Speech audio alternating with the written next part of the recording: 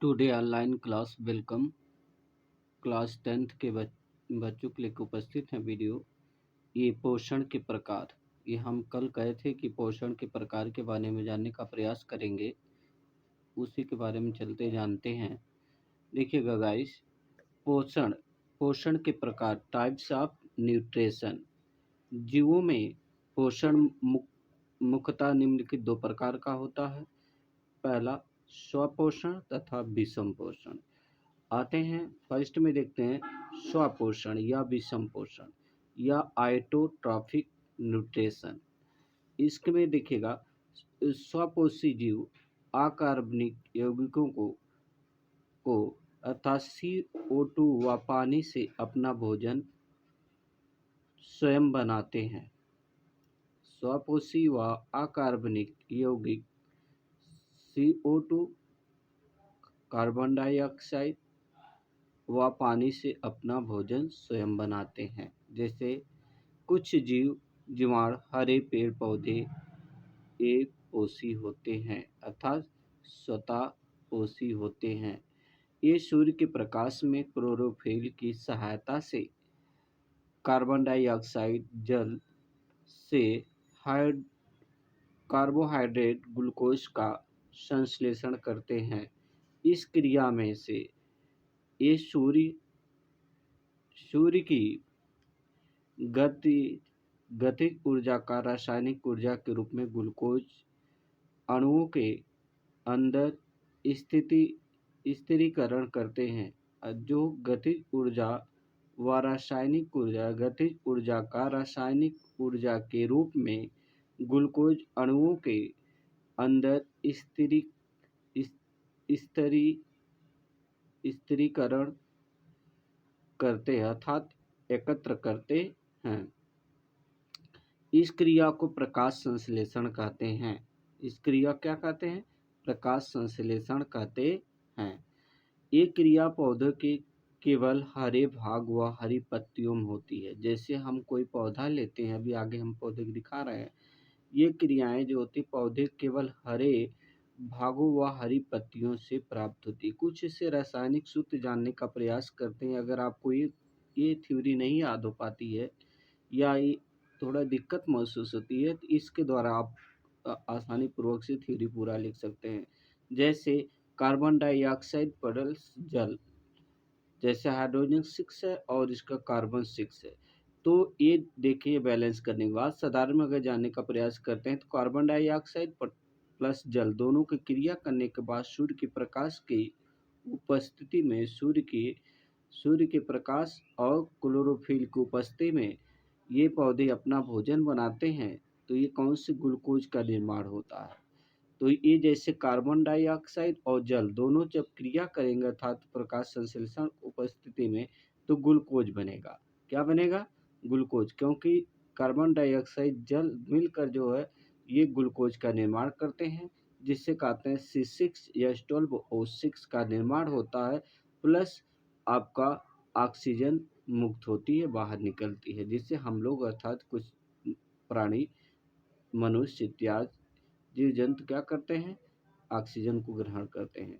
देखिएगा गाइस, प्रकाश संश्लेषण जैसे आगे देखते हैं, कार्बन डाइऑक्साइड प्लस H2O पर हरी अर्थात सौर ऊर्जा। ये देखिएगा क्रिया, ये प्रकाश संश्लेषण के ऊपर सूर्य की उपस्थिति में, ये सूर्य है उसकी उपस्थिति में कार्बन डाइऑक्साइड ये बढ़ा रही, जिससे ग्लूकोज का निर्माण होता है। जिसके देखिएगा यहाँ पर ऑक्सीजन 6 6 दोबारा, मतलब इसमें देखिएगा तो 6 के 6 12 ऑक्सीजन है। बैलेंस करने के बाद यहाँ पर कार्बन जो है 6 है और ऑक्सीजन 2, यहाँ पर 6 हाइड्रोजन और ऑक्सीजन है, तो 6 दूनी 12 ये भी होता है। ये इसको पसते अर्थात जो बनता है आपका C6H12O6 तथा ग्लूकोज का निर्माण होता है। तो गाइस देखते आगे, ये देखिए प्रकाश, ये पेड़ पौधे हैं सूर्य के प्रकाश की उपस्थिति में, ये आपका क्या पर्णहरिम की उपस्थिति में सूर्य की ऊर्जा प्राप्त करके और ग्लूकोज का निर्माण करते हैं और ऑक्सीजन बनती है। और यहाँ देखिएगा ये श्वसन क्रिया हो रही है, अर्थात ये कुछ ये जंतु है जो अपना भोजन क्या करे, कुछ जीव जंतु हैं, ये देखिएगा एक जिसे किरण के रूप में बनाया गया है, ये सूर्य के ये पौधे से हरे पौधे से अपना भोजन क्या करता है, बना लेता है।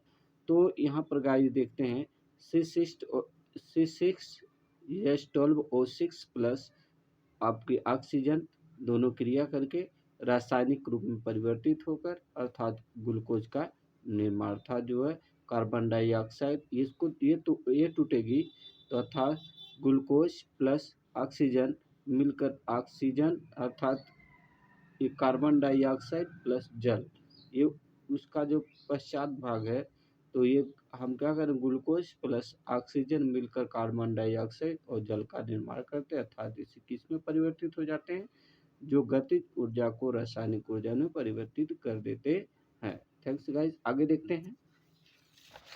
इसमें देखिएगा आते हैं इसको जानने का इस प्रक्रम में निम्नलिखित घटनाएं होती हैं। पहला देखिएगा कौन सी घटना होती है, क्लोरोफिल द्वारा प्रकाश ऊर्जा का अवशोषण होता है, प्रकाश ऊर्जा का रासायनिक ऊर्जा में रूपांतरण तथा जल अणुओं या हाइड्रोजन व ऑक्सीजन में अपघटन होता है और कार्बन डाइऑक्साइड तथा मुक्त हाइड्रोजन के संयोग से ग्लूकोज का संश्लेषण होता है। आते हैं देखते हैं विषमपोषी जैसे हेट्रोट्रॉफिक न्यूट्रिशन। देखते हैं कि जंतु पौधों के समान सूर्य की ऊर्जा का उपयोग नहीं कर सकते हैं। ये अतः ऊर्जा के लिए वे किसी न किसी रूप में पौधे द्वारा विश्लेषित भोजन पर निर्भर करते हैं अर्थात निर्भर आते हैं। इस प्रकार के जीव विषमपोषी कहलाते हैं। थोड़ा जानते हैं जंतु पौधों के समान सूर्य की ऊर्जा का उपयोग नहीं कर सकते हैं, अतः ऊर्जा के लिए वे किसी न किसी रूप में पौधे का संश्लेषित भोजन पर निर्भर रहते हैं। इस प्रकार के जीव विषमपोषी कहलाते हैं। परपोषी जीव निम्न प्रकार के होते हैं। शाकाहारी जीव जंतु पौधे के फल फूल या पत्तियों आदि खाते हैं। जंतु पौधों के फल फूल पत्तियां आदि खाते हैं। मांसाहारी ये जंतु अपने छोटे पत्तियों का शिकार करते हैं। ये जंतु अपने छोटे प्राणियों का शिकार करते हैं। अपमार्जक अथवा मृत उपजीवी जंतु तथा